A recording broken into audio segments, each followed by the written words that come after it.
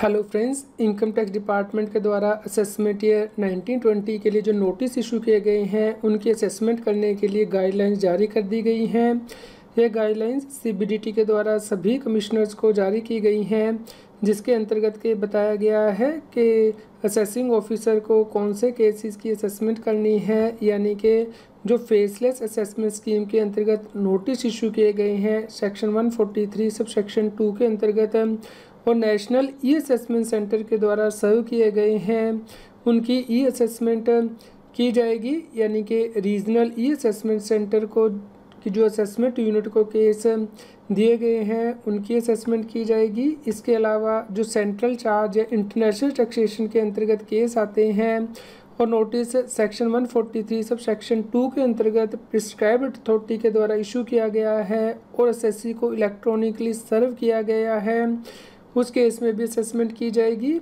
इसके अलावा यदि नोटिस सेक्शन 143 सब सेक्शन 2 के अंतर्गत सर्व किया गया है, यानी कि स्क्रूटनी नोटिस है, और टैक्स पेयर को यह नोटिस उसके इनकम टैक्स इंडिया ई फाइलिंग के अकाउंट पे उपलब्ध कराया गया है या फिर ईमेल आईडी पे उपलब्ध कराया गया है, तो उनकी भी असेसमेंट की जाएगी। ये असेसमेंट मॉड्यूल के द्वारा की जाएगी इनकम टैक्स ऑफिसर के द्वारा, और इसके लिए ITBA पोर्टल पर असेसमेंट के अंतर्गत वर्क लिस्ट उपलब्ध करा दी गई है इनकम टैक्स ऑफिसर को, और वो देख सकते हैं कि किन केस की उन्हें असेसमेंट करनी है।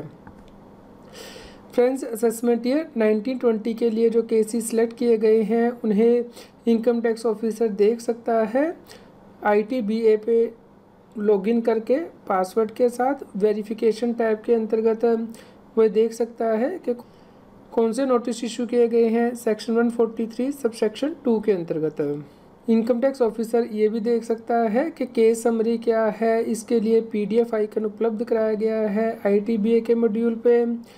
इसके अलावा income tax officer tax payer का प्रोफाइल देख सकता है इनसाइड पोर्टल पे, जिसपे के रिटर्न प्रोफाइल के अंतर्गत वो इनकम टैक्स रिटर्न की इंफॉर्मेशन कंपेयर कर सकता है टैक्स पेयर की। फाइनेंशियल प्रोफाइल के अंतर्गत फाइनेंशियल रेशियो और की वैल्यूज़ देख सकता है।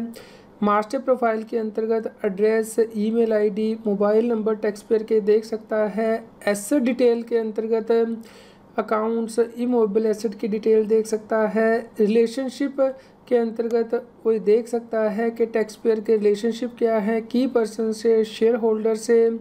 और टैक्स पेयर एनुअल समरी के अंतर्गत income tax officer third party की इंफॉर्मेशन देख सकता है, कितनी TDS पेमेंट की गई है, एग्रीगेट GST की ट्रांजैक्शन क्या है, और अदर इंफॉर्मेशन भी इनकम टैक्स ऑफिसर देख सकता है। CBDT के द्वारा ये मैंडेटरी किया गया है कि सभी scrutiny assessment order online pass किए जाएंगे ITBA मॉड्यूल के द्वारा।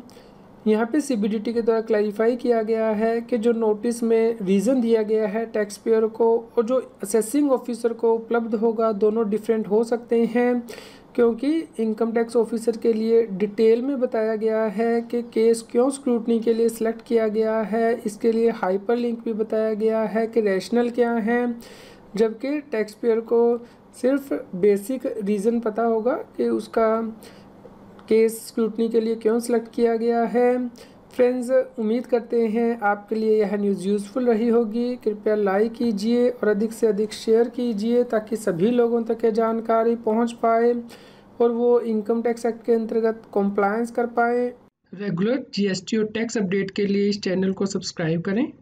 फ्रेंड्स, आप TDS, इनकम टैक्स, GST और अकाउंटिंग सॉफ्टवेयर ऑडिट ट्रेल के साथ कॉम्प्लायंस आसानी से कर सकते हैं। इन सॉफ्टवेयर के डेमो देखने के लिए आप हमें मोबाइल नंबर के साथ ईमेल कर दीजिए taxil@gmail.com पर।